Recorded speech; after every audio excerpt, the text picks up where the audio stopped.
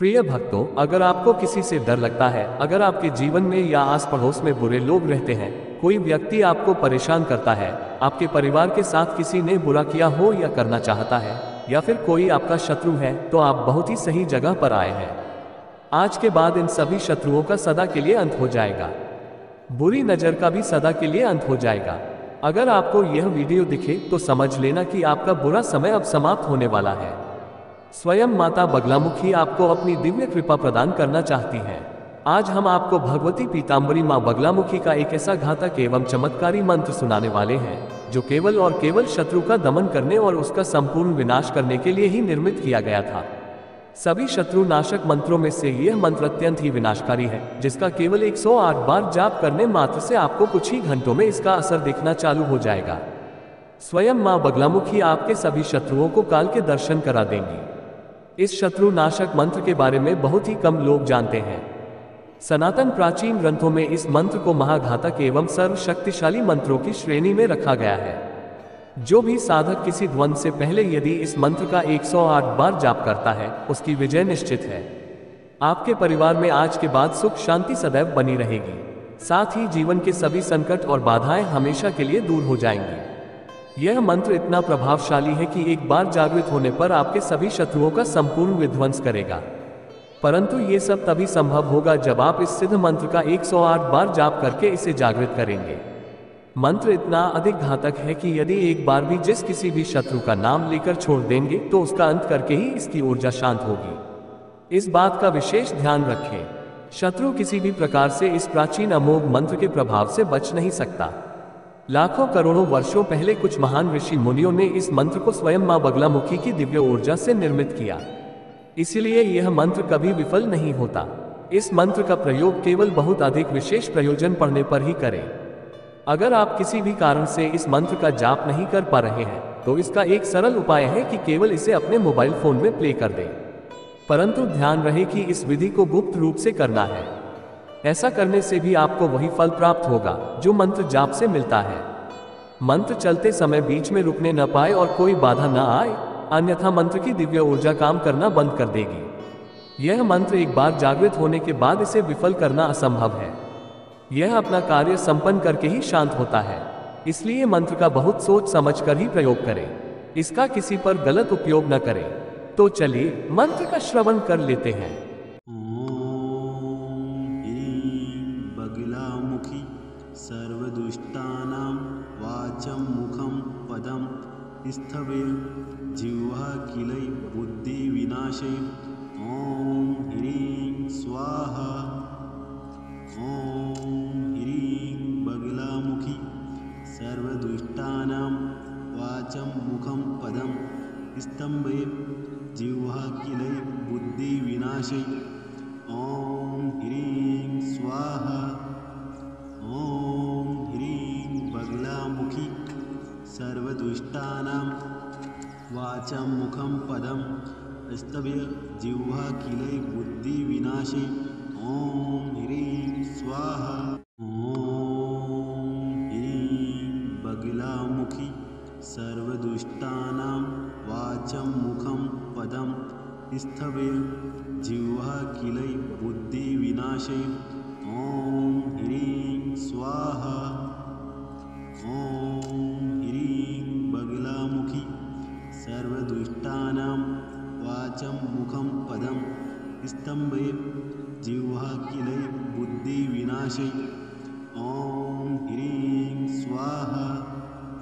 ॐ ह्रीं बगलामुखी सर्वदुष्टानां वाचं मुखं पदं स्तभ्य जिह्वा किलै बुद्धिविनाशे ॐ ह्रीं स्वाहा। ॐ ह्रीं बगलामुखी सर्वदुष्टानां वाचं मुखं पदं स्थवे जिह्वा किलै बुद्धिविनाशे ॐ ह्रीं स्वाहा। ॐ ह्रीं बगलामुखी सर्वदुष्टानां वाचं मुखं पदं स्तम्भे जिह्वा किलै बुद्धिविनाशे ॐ ह्रीं स्वाहा।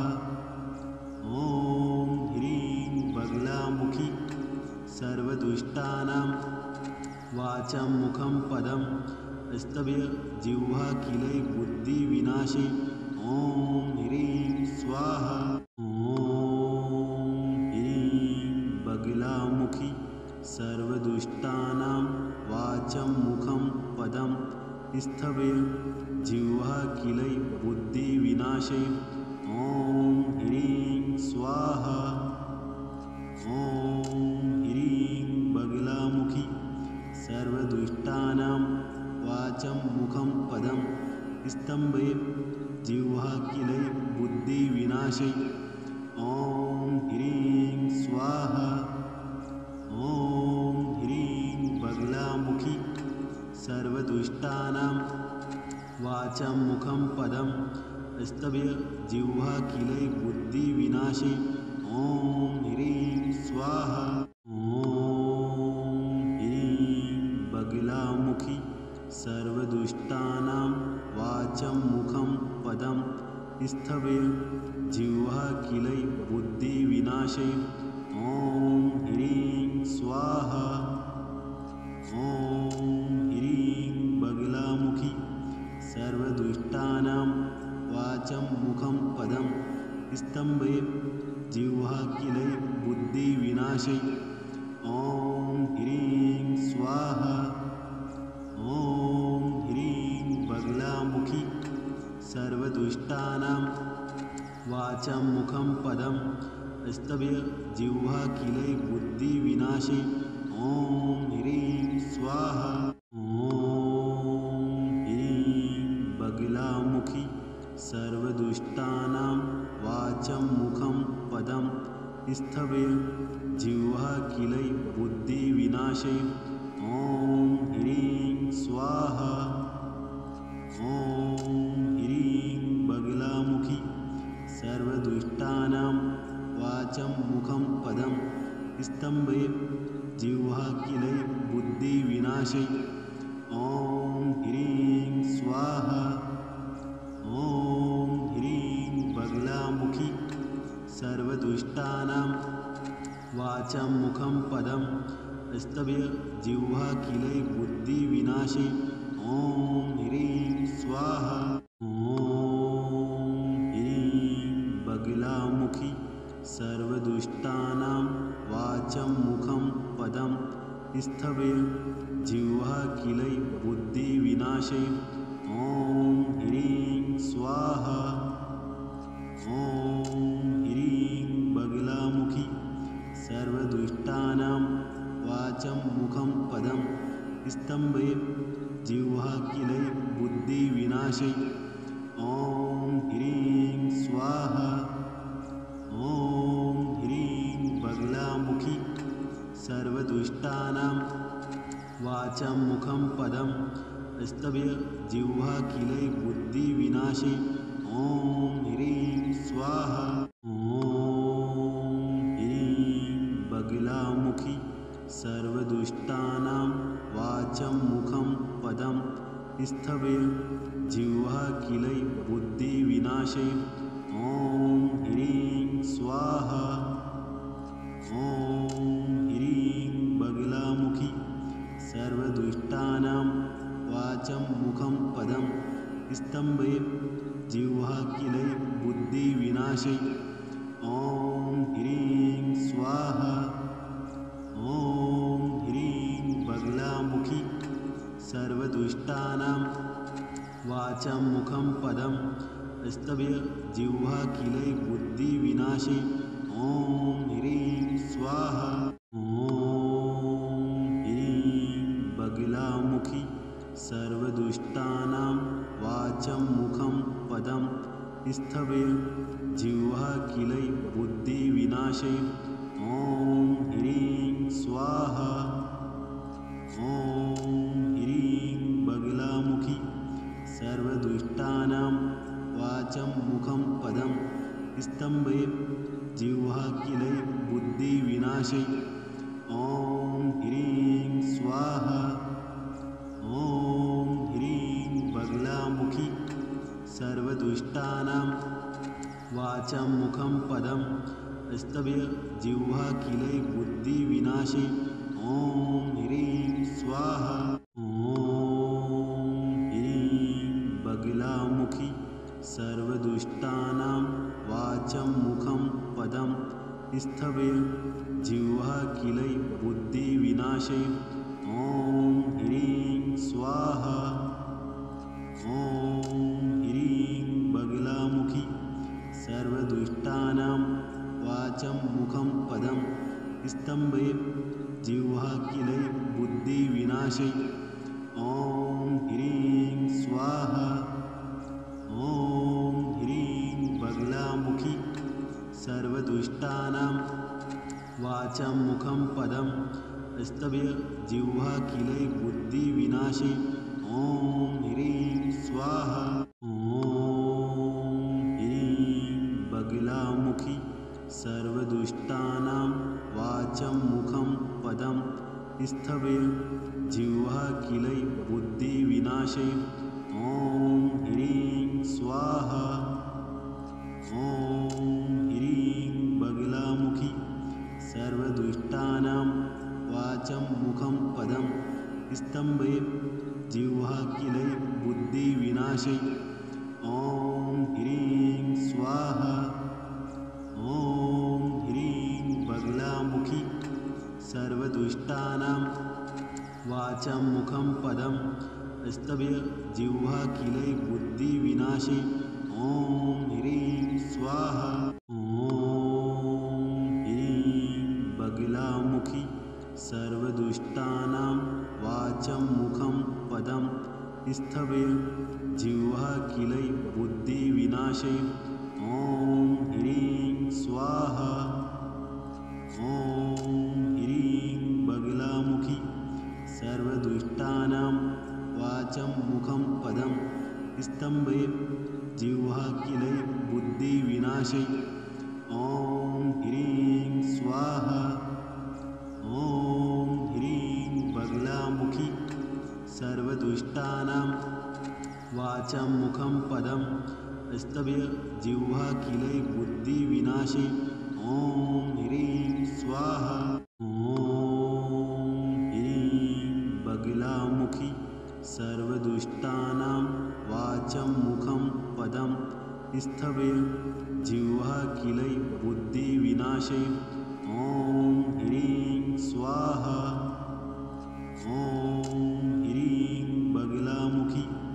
सर्वदुष्टानां वाचं मुखं पदं स्तम्भय जिह्वाखिलै बुद्धिविनाशय ॐ ह्रीं स्वाहा ॐ ह्रीं बगलामुखी सर्वदुष्टानां वाचं मुखं पदं स्तभय जिह्वाखिलै बुद्धिविनाशय ॐ ह्रीं स्वाहा ॐ ह्रीं बगलामुखी सर्वदुष्टानां वाचं मुखं पदं स्थवय जिह्वाखिलै बुद्धिविनाशय ॐ ह्रीं स्वाहा ॐ ह्रीं बगलामुखी सर्वदुष्टानां वाचं मुखं पदं स्तम्भय जिह्वाखिलै बुद्धिविनाशय ॐ ह्रीं स्वाहा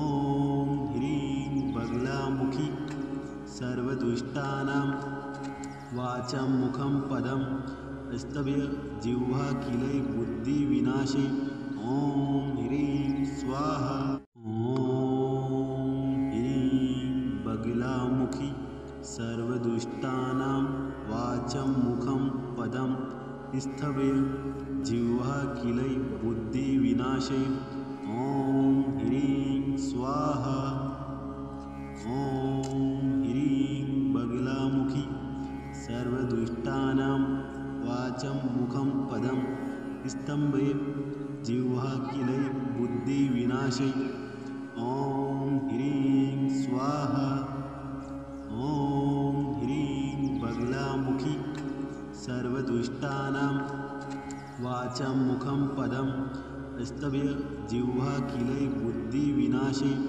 ॐ ह्रीं स्वाहा ॐ ह्रीं बगलामुखी सर्वदुष्टानां वाचं मुखं पदं स्थवय जिह्वा किलै बुद्धिविनाशे ॐ ह्रीं स्वाहा।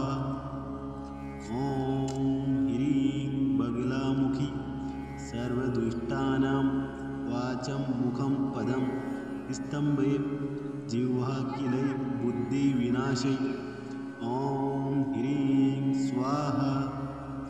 ॐ ह्रीं बगलामुखी सर्वदुष्टानां वाचं मुखं पदं स्तभय जिह्वा किलै बुद्धिविनाशे ॐ ह्रीं स्वाहा।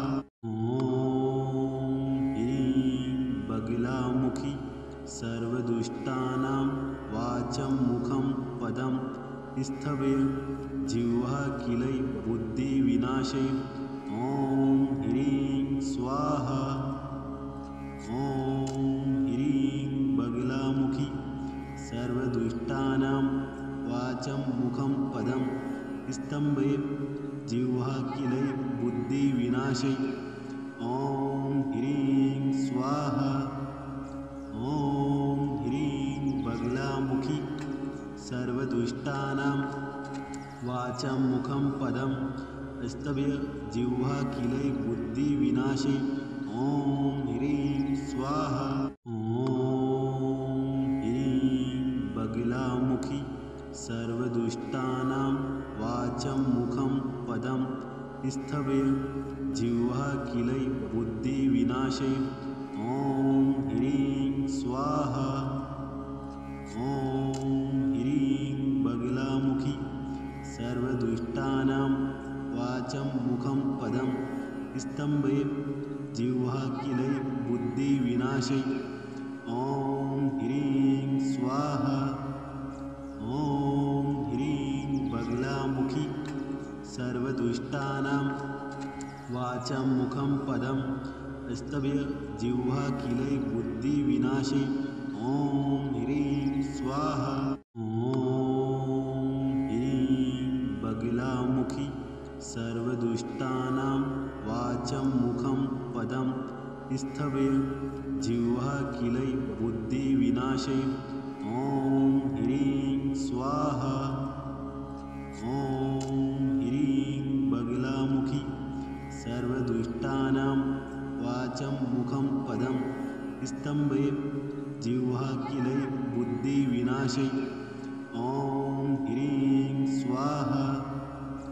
ॐ ह्रीं बगलामुखी सर्वदुष्टानां वाचं मुखं पदं स्तभय जिह्वा किलै बुद्धिविनाशे ॐ ह्रीं स्वाहा।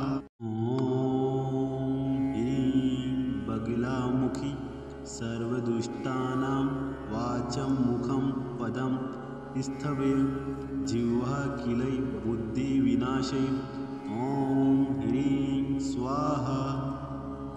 ॐ ह्रीं बगलामुखी सर्वदुष्टानां वाचं मुखं पदं स्तम्भय जिह्वा किलै बुद्धिविनाशे ॐ ह्रीं स्वाहा। ॐ ह्रीं बगलामुखी सर्वदुष्टानां वाचं मुखं पदं स्तभय जिह्वा किलै बुद्धिविनाशे ॐ ह्रीं स्वाहा। ॐ ह्रीं बगलामुखी सर्वदुष्टानां वाचं मुखं पदं स्थवय जिह्वा किलै बुद्धिविनाशे ॐ ह्रीं स्वाहा। ॐ ह्रीं बगलामुखी सर्वदुष्टानां वाचं मुखं पदं स्तम्भय जिह्वा किलै बुद्धिविनाशे ॐ ह्रीं स्वाहा। ॐ ह्रीं बगलामुखी सर्वदुष्टानां वाचं मुखं पदं स्तभय जिह्वा किलै बुद्धिविनाशे ॐ ह्रीं स्वाहा।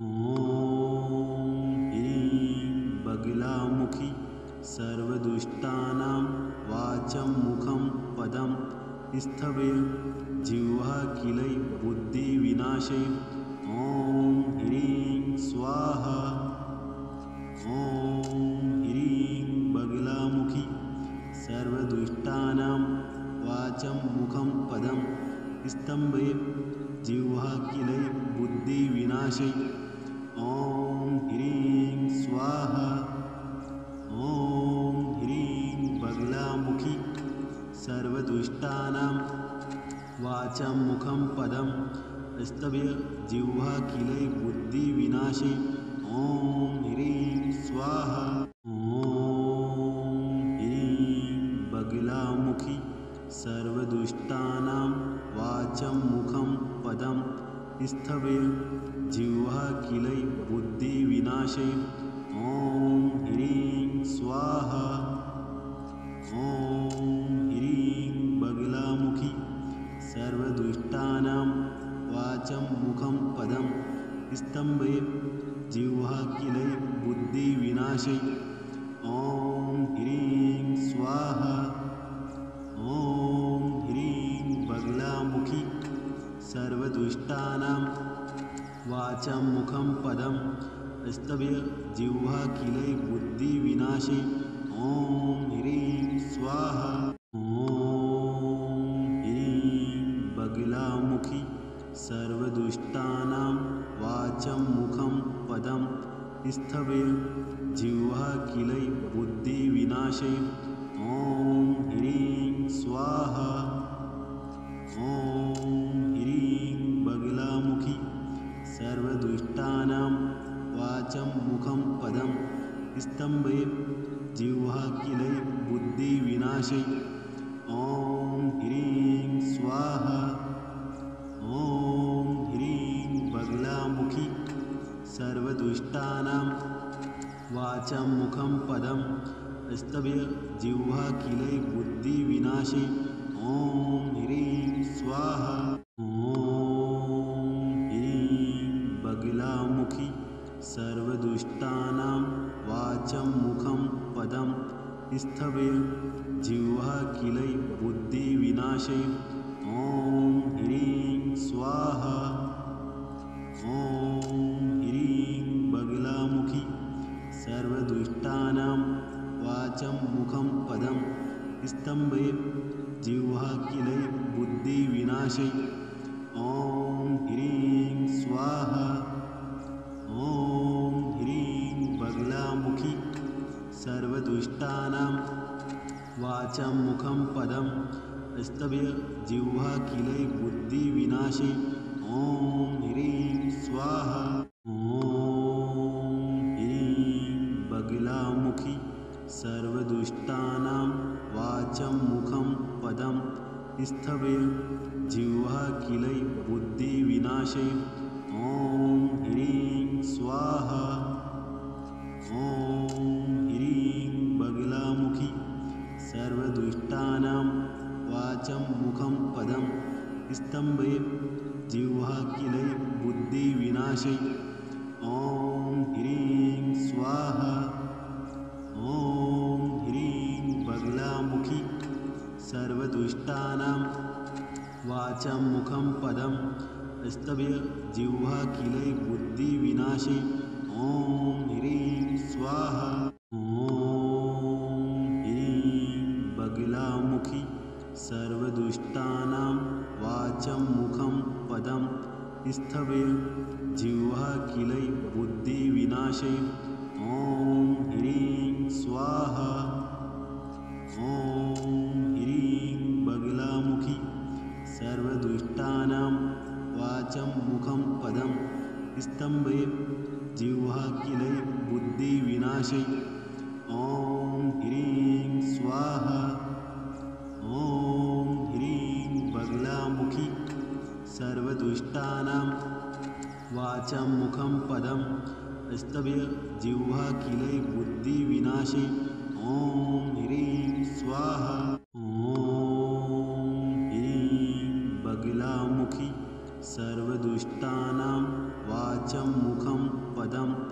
स्तभ्य जिह्वा किलै बुद्धिविनाशे ॐ ह्रीं स्वाहा ॐ ह्रीं बगलामुखी सर्वदुष्टानां वाचं मुखं पदं स्तम्भे जिह्वा किलै बुद्धिविनाशै ॐ ह्रीं स्वाहा। ॐ ह्रीं बगलामुखी सर्वदुष्टानां वाचं मुखं पदं स्तम्भे जिह्वा किलै बुद्धिविनाशै ॐ ह्रीं स्वाहा। ॐ ह्रीं बगलामुखी सर्वदुष्टानां वाचं मुखं पदं स्तम्भे जिह्वा किलै बुद्धिविनाशै ॐ ह्रीं स्वाहा। ॐ ह्रीं बगलामुखी सर्वदुष्टानां वाचं मुखं पदं स्तम्भे जिह्वा किलै बुद्धिविनाशै ॐ ह्रीं स्वाहा। ॐ ह्रीं बगलामुखी सर्वदुष्टानां वाचं मुखं पदं स्तम्भे जिह्वा किलै बुद्धिविनाशै ॐ ह्रीं स्वाहा।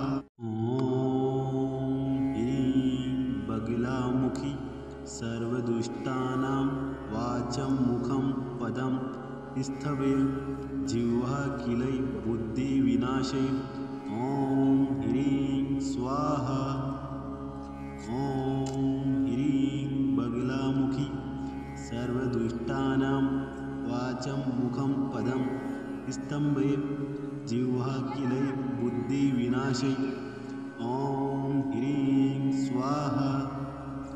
ॐ ह्रीं बगलामुखी सर्वदुष्टानां वाचं मुखं पदं स्तम्भे जिह्वा किलै बुद्धिविनाशै ॐ ह्रीं स्वाहा। ॐ ह्रीं बगलामुखी सर्वदुष्टानां वाचं मुखं पदं स्तम्भे जिह्वा किलै बुद्धिविनाशै ॐ ह्रीं स्वाहा। ॐ ह्रीं बगलामुखी सर्वदुष्टानां वाचं मुखं पदं स्तम्भे जिह्वा किलै बुद्धिविनाशै ॐ ह्रीं स्वाहा। ॐ ह्रीं बगलामुखी सर्वदुष्टानां वाचं मुखं पदं स्तम्भे जिह्वा किलै बुद्धिविनाशै ॐ ह्रीं स्वाहा। ॐ ह्रीं बगलामुखी सर्वदुष्टानां वाचं मुखं पदं स्तम्भे जिह्वा किलै बुद्धिविनाशै ॐ ह्रीं स्वाहा। ॐ ह्रीं बगलामुखी सर्वदुष्टानां वाचं मुखं पदं स्तम्भे जिह्वा किलै बुद्धिविनाशै ॐ ह्रीं स्वाहा। ॐ ह्रीं बगलामुखी सर्वदुष्टानां वाचं मुखं पदं स्तम्भे जिह्वा किलै बुद्धिविनाशै ॐ ह्रीं स्वाहा। ॐ ह्रीं बगलामुखी सर्वदुष्टानां वाचं मुखं पदं स्तम्भे जिह्वा किलै बुद्धिविनाशै ॐ ह्रीं स्वाहा। ॐ ह्रीं बगलामुखी सर्वदुष्टानां वाचं मुखं पदं स्तम्भे जिह्वा किलै बुद्धिविनाशै ॐ ह्रीं स्वाहा। ॐ ह्रीं बगलामुखी सर्वदुष्टानां वाचं मुखं पदं स्तम्भे जिह्वा किलै बुद्धिविनाशै ॐ ह्रीं स्वाहा। ॐ ह्रीं बगलामुखी सर्वदुष्टानां वाचं मुखं पदं स्तम्भे जिह्वा किलै बुद्धिविनाशै ॐ ह्रीं स्वाहा। ॐ ह्रीं बगलामुखी सर्वदुष्टानां वाचं मुखं पदं स्तम्भे जिह्वा किलै बुद्धिविनाशै